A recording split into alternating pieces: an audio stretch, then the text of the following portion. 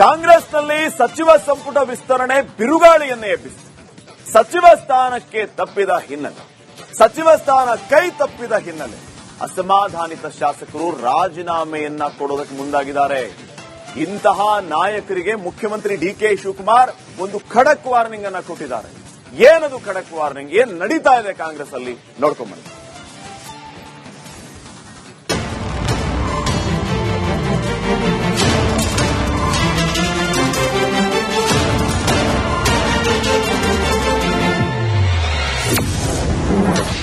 ಕಾಂಗ್ರೆಸ್ ಪಕ್ಷದಲ್ಲಿ ರಾಜೀನಾಮೆ ಪರ್ವ.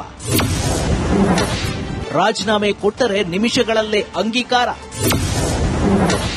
ರಿಸೈನ್ ಮಾಡುವ ಶಾಸಕರಿಗೆ ಡಿಕೆಶಿ ವಾರ್ನಿಂಗ್. ಸಚಿವ ಸಂಪುಟ ವಿಸ್ತರಣೆ ಕಾಂಗ್ರೆಸ್ನಲ್ಲಿ ಬಿರುಗಾಳಿ ಎಬ್ಬಿಸಿದೆ. ಸಚಿವ ಸ್ಥಾನ ಕೈತಪ್ಪಿದ ಹಿನ್ನೆಲೆ ಅಸಮಾಧಾನಿತ ಶಾಸಕರು ಪಕ್ಷದ ವಿರುದ್ಧ ಕೈ ನಾಯಕರ ವಿರುದ್ಧವೇ ಆಕ್ರೋಶ ಹೊರಹಾಕಿದ್ದು ರಾಜೀನಾಮೆಗೂ ಮುಂದಾಗಿದ್ದಾರೆ. ನಿನ್ನೆ ಯಶವಂತ ರಾಯಗೌಡ ರಾಜೀನಾಮೆ ಬೆನ್ನಲ್ಲೇ ಇಂದು ಮತ್ತೊಂದು ವಿಕೆಟ್ ಪತನವಾಗಿದೆ. ಮಂತ್ರಿಗಿರಿ ಕೈತಪ್ಪಿದ್ದಕ್ಕೆ ಸಿಡಿದೆದ್ದ ಭದ್ರಾವತಿ ನಾಯಕ ಅಸಮಾಧಾನಗೊಂಡಿದ್ದು ಶಾಸಕ ಸ್ಥಾನಕ್ಕೆ ಸಂಗಮೇಶ್ ರಾಜೀನಾಮೆ ಕೊಟ್ಟಿದ್ದಾರೆ. ಈ ಬಗ್ಗೆ ಮಾತನಾಡಿದ ಮುಖ್ಯಮಂತ್ರಿ ಡಿಕೆ ಶಿವಕುಮಾರ್, ಪಕ್ಷದ ಶಿಸ್ತು ಮೀರಿ ರಾಜೀನಾಮೆ ಕೊಡಲು ಮುಂದಾದರೆ ಕಟ್ಟುನಿಟ್ಟಿನ ಕ್ರಮ ಕೈಗೊಳ್ಳುವುದಾಗಿ ಖಡಕ್ ವಾರ್ನಿಂಗ್ ಕೊಟ್ಟಿದ್ದಾರೆ. ಜೊತೆಗೆ ರಾಜೀನಾಮೆ ಕೊಟ್ಟರೆ ನಿಮಿಷಗಳಲ್ಲೇ ಅಂಗೀಕಾರ ಎಂದು ಹೇಳಿದ್ದಾರೆ. ಇವೆಲ್ಲ ಪೇಷನ್ಸ್ ಇಂದ ಈ ಸಂದರ್ಭದಲ್ಲಿ ಇರಬೇಕಾಗ್ತದೆ. Party is very much important. ಯಾರು ರೆಸಿಗ್ನೇಷನ್ ಕೊಟ್ಟರೆ within few minutes I am going to accept. ರಾಜೀನಾಮೆ ಕೊಡೋರು ಇವೆಲ್ಲ ರಾಜಕೀಯದಲ್ಲಿ ನಡೀತಾ ಇರೋದು. ರಾಜೀನಾಮೆ ಕೊಡೋರ ಬಗ್ಗೆ ಯಾರು ತಡೆಯಕ್ಕಾಗಲ್ಲ.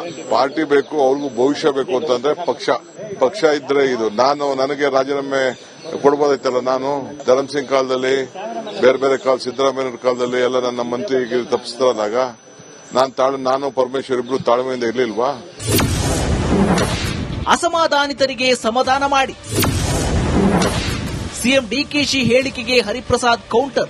ಮುಖ್ಯಮಂತ್ರಿಗಳು ಅವ್ರ ಸರ್ಕಾರದಲ್ಲಿ ಇರ್ತಕ್ಕಂಥವ್ರು, ಅವರು ರಾಜೀನಾಮೆ ಸರ್ಕಾರದಲ್ಲಿ ಯಾರಾದ್ರೂ ಹೋಗಿ ಕೊಟ್ರೆ ಅವ್ರು ರಾಜೀನಾಮೆಗೆ ಅಂಗೀಕಾರ ಮಾಡ್ತಾರೆ. ಪಕ್ಷದಲ್ಲಿ ಇರ್ತಕ್ಕಂಥವ್ರು ಯಾರಾದ್ರೂ ನನ್ನ ಹತ್ರ ರಾಜೀನಾಮೆ ತೆಗೆದುಕೊಂಡು ಬಂದ್ರೆ ಅವ್ರನ್ನ ನಾನು ಸಮಜಾಯಿಸಿ ವಾಪಸ್ ಕಳಿಸ್ತಕ್ಕಂಥ ಕೆಲಸವನ್ನು ಮಾಡ್ತೇನೆ. ಕೆಲವು ಸಮುದಾಯದಲ್ಲಿ ಕೆಲವು ನಾಯಕರಿದ್ದಾರೆ, ಅವ್ರು ಬೆಳೆದು ನಿಂತಿದ್ದಾರೆ, ಅವ್ರನ್ನ ಹಾಳು ಮಾಡ್ಲಿಕ್ಕೆ ಆಗೋದಿಲ್ಲ. ಕೆಲವು ಸಮುದಾಯದಲ್ಲಿ ಭಂಡಾರವೇ ಇದೆ, ನಾಯಕತ್ವ ಭಂಡಾರವೇ ಇದೆ, ಎಲ್ಲರೂ ಸಹ ಸಮಾಧಾನ ಮಾಡ್ಲಿಕ್ಕೆ ಆಗೋದಿಲ್ಲ.